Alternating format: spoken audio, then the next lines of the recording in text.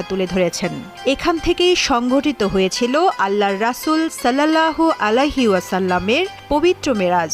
ইসলামের সূচনাকালে বাইতুল মুকাদ্দাসের দিকে ফিরেই নামাজ আদায় করতেন মুসলিমরা।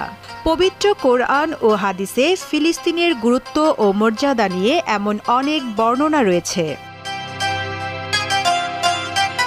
মেরাজের রাতে জিব্রাইল আলাইহিসসালামের সঙ্গে আল্লাহর রাসূল ৭ আসমানে ভ্রমণ করেন।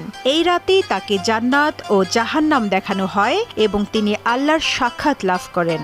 ফিলিস্তিনের বাইতুল মুকাদ্দাস থেকে এই ভ্রমণ শুরু হয়।